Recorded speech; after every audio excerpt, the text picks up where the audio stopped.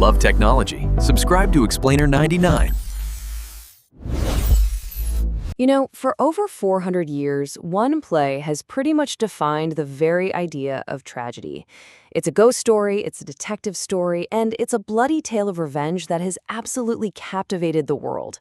So what is it about a 400-year-old story about a Danish prince that feels so immediate, so modern? Today, we're going to dive into the masterpiece that is William Shakespeare's Hamlet. All right, so picture this. We're on the freezing, windswept battlements of Elsinore Castle in Denmark. And let me tell you, the guards are absolutely terrified. Because for 2 nights in a row, they've seen an apparition. A ghost that looks exactly like their recently deceased King Hamlet, wearing the exact same armor he wore in his most famous battles. And this is where one of the guards, Marcellus, drops that super famous line, and man, it just perfectly nails the feeling. There's this deep, festering sickness in the kingdom, a kind of political and moral rot that's hanging over everything like a thick fog. And the ghost? Well, he's just the first sign that something is seriously wrong. And you gotta understand, this rot, it isn't just political. No, this is deeply personal. Things really kick into gear when the young Prince Hamlet, who's still deep in mourning for his father, decides he's gonna confront this ghost himself. And the story that ghost tells him, well, it's gonna set him down a dark and all-consuming path. Okay, so here's the deal. Hamlet's dad, the old King Hamlet, a total legend by the way, is dead. But it feels like before anyone's even had a chance to properly grieve, Hamlet's uncle, Claudius, has not only grabbed the throne, but has also married Hamlet's own mother, Queen Gertrude. The whole thing happens so fast, it's more than a little suspicious, right? So when Hamlet finally comes face to face with this ghost, it tells him a story that completely flips the script. See, the official story was, oh, he got bit by a snake in the garden. But the ghost lays out the chilling, horrible truth. He was murdered in his sleep. Poison was poured into his ear by the very man who now wears his crown and sleeps with his wife, his own brother, Claudius. So you can imagine this changes everything.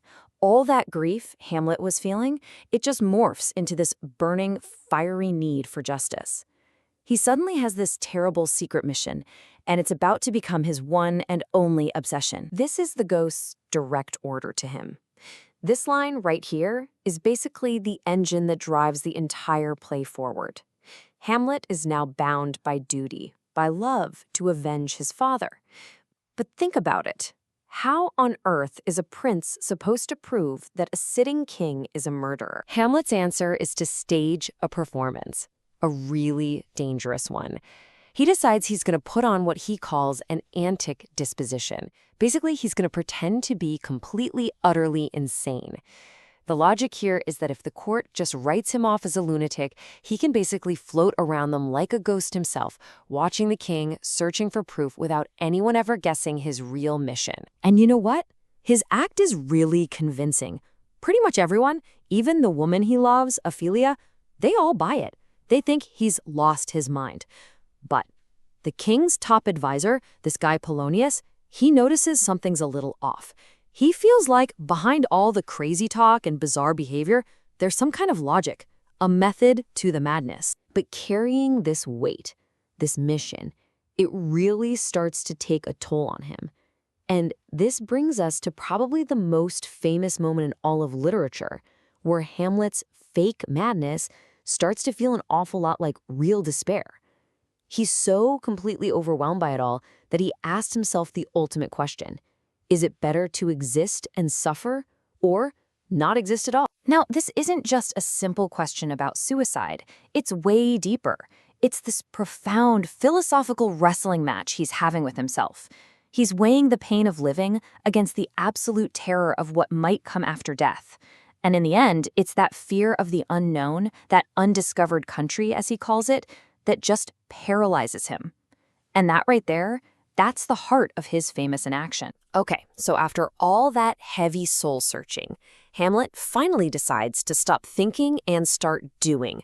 He comes up with this plan that is both brilliant and, honestly, super risky to get the proof he so desperately needs. And what's his weapon of choice?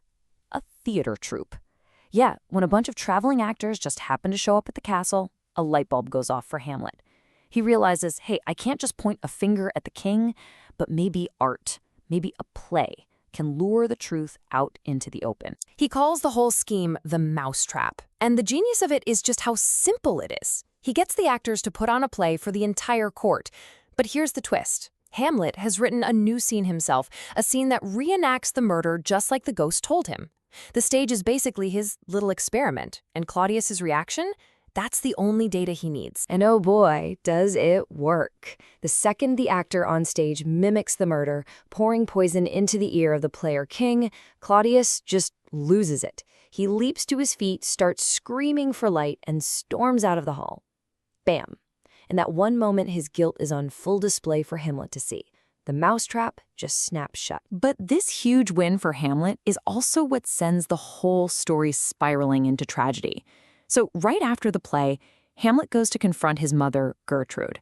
He hears a noise behind a tapestry, and thinking it's Claudius spying on them, he just whips out his sword and stabs right through it. But it's not the king. It's that nosy advisor, Polonius.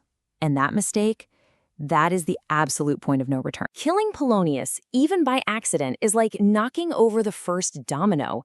It sets off this horrific chain reaction of death and disaster that's going to take down the entire Danish court. And the fallout is just immediate and catastrophic. First, the murder sends Polonius's daughter, Ophelia, into this heartbreaking spiral of madness, and she ends up drowning.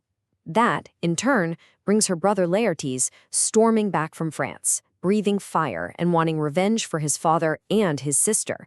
And of course, Claudius, who is a master manipulator, sees his chance. He points all of Laertes' rage right at Hamlet. Okay, the final scene, it's just a masterclass in complete and total devastation. The plan is a rigged fencing match, but it goes wrong in almost every way imaginable. Queen Gertrude accidentally drinks a cup of poisoned wine that was meant for Hamlet. Laertes manages to wound Hamlet with a poisoned sword, but then in the scuffle, they swap swords. Now Hamlet has the poisoned blade, and he wounds Laertes back. As he's dying, Laertes confesses the whole plot, and with his last ounces of strength, Hamlet finally gets his revenge, forcing the poison down the king's throat before he collapses and dies himself. And then, silence. The stage is just littered with bodies. The entire royal family is gone. So after all that carnage, you have to ask, why? Why are we still obsessed with this story? What is it about this 400-year-old play that just haunts us? I mean, just think about that iconic image, right? Hamlet, holding the skull of Yorick, who was the court jester when he was a kid. And this scene, it's not really just about death.